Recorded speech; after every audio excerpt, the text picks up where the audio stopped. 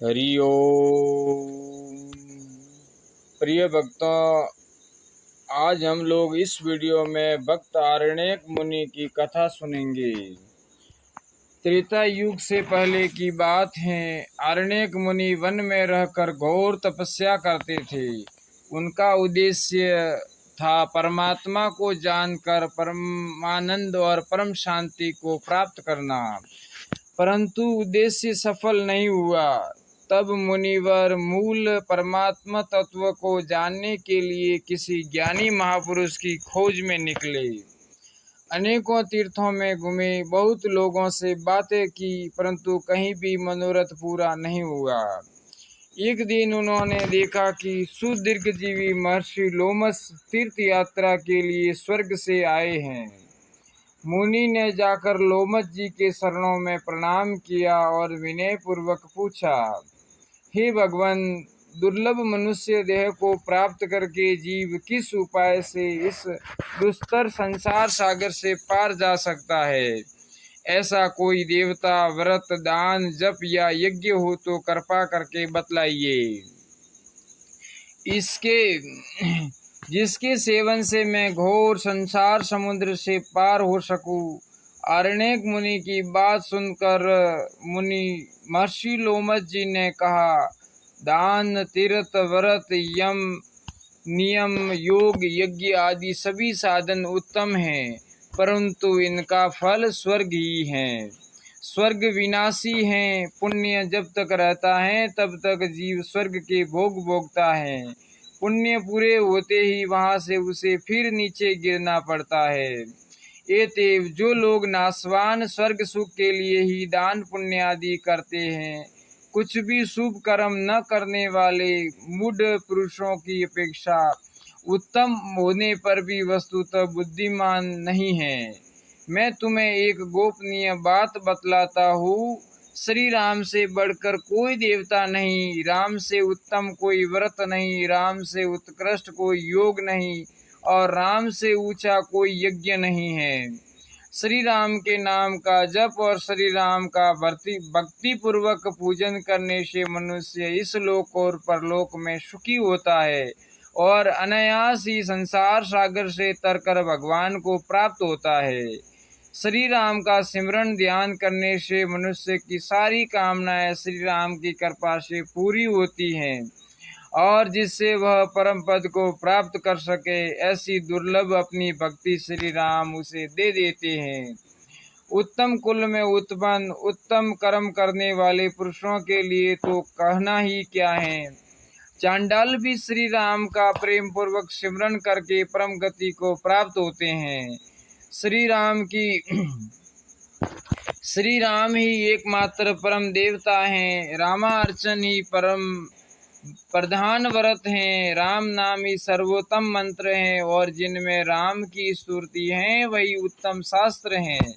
एतेव तुम मन लगाकर दिव्य मनोहर मूर्ति श्री रामचंद्र का भजन करो। श्री राम के भजन से तुम अपार संसार सागर से गोपद की तरह तर जाओगे। महर्षि लोमस की बात सुनकर आरण्यक मुनि को बड़ी आशा हुई और प्रसन्न चित्त से उन्होंने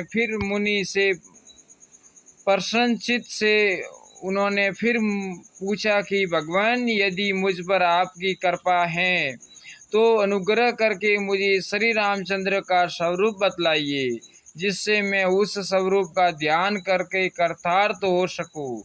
इस पर महर्षि लोमस संतुष्ट होकर कहने लगे कि हे मुनिवर, सुनो, मैं तुमसे श्री रामचंद्र का ध्यान के योग्य स्वरूप बतलाता हूँ। इस स्वरूप का मन लगाकर ध्यान करने से सब मनोरथ निश्चय ही पूर्ण हो जाते हैं। रमणीय अयोध्या नगरी में कल्पतरु के नीचे विचित्र मंडप में भगवान श्री रामचंद्र विराजमान है। महामरकत मणि, नीलकांत मणि और स्वर्ण से बना हुआ अत्यंत मनोहर उनका सिंहासन है। सिंहासन की प्रभा चारों ओर छिटक रही है। नव दुर्वादल श्याम सौंदर्य सागर देवेंद्र पूजित भगवान श्री रघुनाथ जी सिंहासन पर बैठे अपनी छटा से मुनियों का मन हरण कर रहे हैं उनका मनोमुग्धकारी मुखमंडल करोड़ों चंद्रमाओं की छवि को लज्जित कर रहा है। उनके कानों में दिव्य मरकराकृति कुंडल जलमला रहे हैं। मस्तक पर किरीट शोभा है। किरीट में जड़ी हुई मणियों की रंग बिरंगी प्रभा से सारा शरीर रंजित हो रहा है।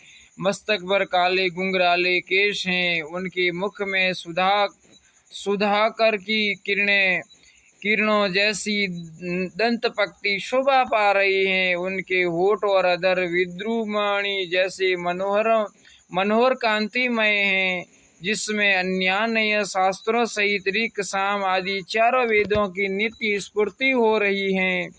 जवा कुसुम के समान ऐसी मधुमयी रचना उनके मुख के भीतर शोभा पा रही है। उनकी सुंदर देह कंबू जैसे कमनीय कंठ से सुशोभित हैं। उनके दोनों कंधे सिंह कंधों की तरह ऊंचे और मार्शल हैं। उनकी लंबी भुजाएं घुटनों तक पहुंची हुई हैं। अंगूठी में जड़े हुए हीरों की आभा से अंगुलियां चमक रही हैं।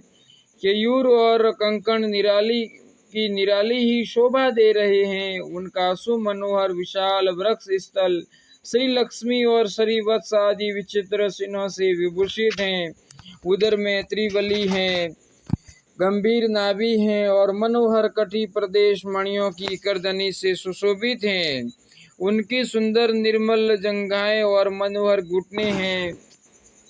योगी राजों के दहे उनके परम मंगल में चरण युगल में वज्र, अंकुश और जौ और ध्वजा आदि के चिन्ह अंकित हैं। हाथों में धनुष बाण और कंधे पर तरकस सुशोभित है। मस्तक पर सुंदर तिलक हैं और अपनी इस छवि से वे सबका चित्त जबरदस्ती अपनी ओर खींच रहे हैं। इस प्रकार भगवान के ध्यान का स्वरूप वर्णन करके लोमश जी ने कहा, हे मुनि, तुम इस तरह श्री राम का ध्यान और सिमरन करोगे तो अनायास ही संसार सागर से पार हो जाओगे। लोमश जी की बात सुनकर आरण्यक मुनि ने उनसे विनम्र शब्दों में कहा, भगवान, आपने कृपा करके मुझे श्री राम का ध्यान बतलाया सो बड़ा ही अच्छा किया। मैं आपके उपकार के भार से दब गया हूँ, परंतु नाथ, इतना और बतलाइए कि ये राम कौन है, इनका मूल स्वरूप क्या है और ये क्यों अवतार लेते हैं। महर्षि लोमश जी ने कहा कि हे वत्स, पूर्ण सनातन परात्पर परमात्मा ही श्री राम है। समस्त विश्व ब्रह्मांडों की उत्पत्ति इन्हीं से हुई है। यही सबके आधार, सब में फैले हुए, सबके स्वामी, सबके सृजनकर्ता, पालन और संहार करने वाले हैं। सारा विश्व इन्हीं लीला का विलास है। सारा संसार इन्हीं की लीला का विकास है। समस्त युगेश्वरों के परम ईश्वर दया सागर हे, ये प्रभु जीवों की दुर्गति देखकर उन्हें घोर नरक से बचाने के लिए जगत में अपनी लीला और गुणों का विस्तार करते हैं, जिनका गान करके पापी से पापी मनुष्य भी तर जाते हैं। ये राम इसी हेतु अवतार धारण करते हैं। इसके बाद आरण्यक मुनि के पूछने पर लोमश जी ने संक्षेप में समस्त रामचरित्र उन्हें सुनाया और उनसे कहा कि भगवान श्री राम जी के अश्वमेध यज्ञ के घोड़े के साथ रहने वाले रामानुज शत्रुघ्न जी जब तुम्हारे आश्रम पर पधारेंगे, तब उनसे पता पाकर तुम भगवान श्री राम का साक्षात दर्शन कर सकोगे और तभी तुम उनमें लीन हो सकोगे। महर्षि वर लोमश जी के उपदेशानुसार मुनि आरण्यक रेवा नदी के तट पर एक जीर्ण सी कुटिया में निवास करते हुए अपना सारा समय श्री राम जी के भजन और ध्यान में लगाने लगे। इस प्रकार बहुत काल बीत गया। मुनिवर भगवान श्री राम के भजन ध्यान में मस्त होकर तन की सुधि भूल गए और नित्य परमानंद में मग्न रहने लगे।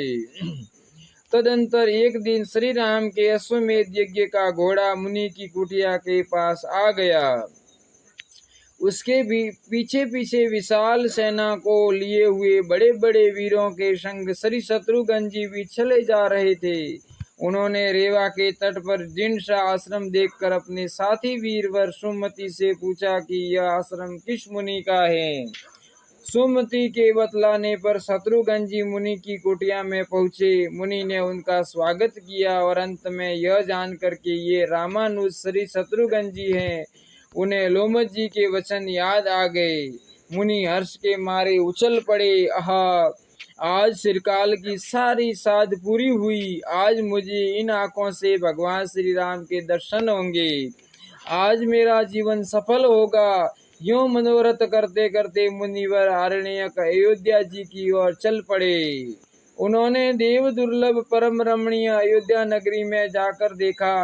सरयू जी के तट पर एक सुरम्य मंडप में पद्म पलाश लोचन नव दुर्वादुल श्याम भगवान श्री रामचंद्र जी विराजमान हैं। अनेक महामहिम मुनियों ने उन्हें चारों ओर से घेर रखा है। उनके दोनों ओर भरत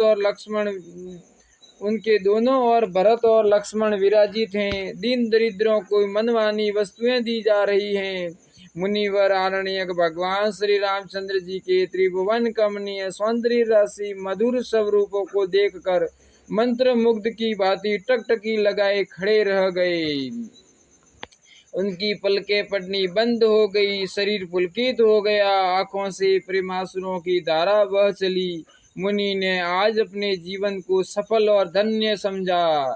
इधर मर्यादा पुरुषोत्तम भगवान श्री रामचंद्र जी ने जब परम मनोहर तेजस्वी तपोमूर्ति मुनि को इस दशा में देखा तो वे सहसा उठ खड़े हुए और मुनि के चरणों में प्रणाम करने लगे।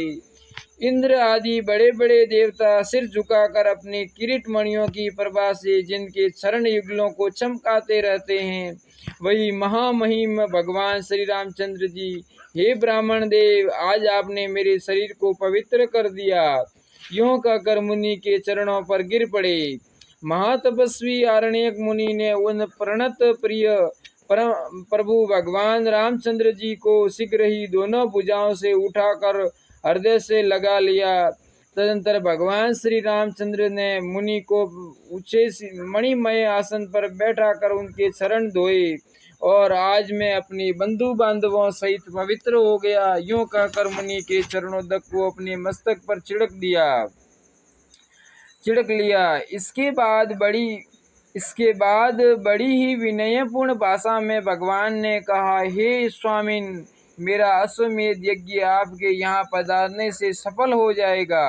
आपकी चरण धूलि से पवित्र होकर यह अश्वमेध यज्ञ शीघ्र मुझे रावण, कुंभकर्ण आदि ब्राह्मण संतान के वध से प्राप्त हुई ब्रह्म हत्या से मुक्त कर देगा। भगवान श्री रामचंद्र जी के इन शब्दों को सुनकर मुनि ने हंसकर बड़े ही मधुर शब्दों में कहा, भगवान, आप मर्यादा के रक्षक ऐसी बातें न कहेंगे तो और कौन कहेगा। वेदज्ञ ब्राह्मण आपकी ही मूर्ति हैं। आप दूसरे राजाओं के सामने सुंदर आदर्श रखने के लिए ही ऐसा आचरण कर रहे हैं, परंतु भगवान, ब्रह्म हत्या के पाप से छूटने के लिए आप अश्वमेध यज्ञ कर रहे हैं। यह सुनकर तो मैं अपनी हंसी को नहीं रोक सकता। धन्य है मर्यादा पुरुषोत्तम आपकी मर्यादा को। भला सारे शास्त्रों से विपरीत आचरण करने वाला सर्वथा मूर्ख और पापी मनुष्य भी, जिसका नाम सिमरण करते ही पापों के महान समुद्र को लागकर परम पद को पा जाता है, वह ब्रह्म हत्या के पातक से मुक्त होने के लिए अश्वमेध यज्ञ करे। यह क्या कम मजाक की बात है। हे भगवान, जब तक मनुष्य आपके नाम का भली भांति उच्चारण नहीं करता, तभी तक ब्रह्म हत्यादि महान पाप गर्जा करते हैं। हे महाराज, राम नाम रूपी सिंह की गर्जना सुनते ही महापाप रूपी सब हाथी जान बचाने के लिए न मालूम किधर भाग जाते हैं कि फिर ढूंढने पर भी उनका पता नहीं लगता। मैंने पहले गंगा तीरवासी मुनियों से सुना था कि जब तक सुस्पष्ट रूप से आपके मनोहर राम नाम का उच्चारण नहीं किया जाता, तभी तक व्याकुल हृदय महापापी मनुष्यों को पाप ताप का भय रहता है। हे रामचंद्र जी, मैं धन्य हूँ जो आज आपके दर्शन पाकर अनायास ही संसार ताप से मुक्त हो गया हूँ। आरण्यक मुनि के इन वचनों को सुनकर भगवान श्री रामचंद्र जी ने उनकी यथोचित पूजा की। उपस्थित मुनिगण श्री राम की यह लीला देखकर धन्य धन्य की ध्वनि करने लगे। मुनिवर आरण्यक ने सदा जिनका वे ध्यान किया करते थे, उन भगवान का साक्षात दर्शन करके परम आनंदित होकर मुनियों से कहा, हे मुनिगण, आप लोग मेरे महाभाग्य की ओर तो देखिए। स्वयं भगवान रामचंद्र जब मुझको प्रणाम करके मेरा स्वागत करते हैं, तब मेरे समान जगत में दूसरे किस भाग्यवान ने जन्म लिया है। वेद नित्य जिनके चरण कमलों की खोज में लगे रहते हैं, वे भगवान मेरा चरणोदक लेकर अपने को पवित्र मानते हैं। आहा, आज मैं धन्य हो गया। यूं कहते ही भगवान श्री राम के सामने ही मुनि का ब्रह्मरंध्र फट गया। बड़े जोर की आवाज हुई, स्वर्ग में दुंदुम्बी बजने लगी, आकाश से देवता फूल बरसाने लगे। मुनियों ने आश्चर्यचकित होकर देखा, आरण्य के देह में से एक विचित्र तेज निकलकर श्री रामचंद्र भगवान के सुंदर बदन में समा गया। बोलो भक्तों और उनके भगवान की जय। भक्तों, अगर आपको यह भक्तों की कहानी पसंद आए तो इस वीडियो को लाइक करना, ऐसे ही कहानियां सुनने के लिए चैनल को सब्सक्राइब करना और आगे से आगे शेयर करना।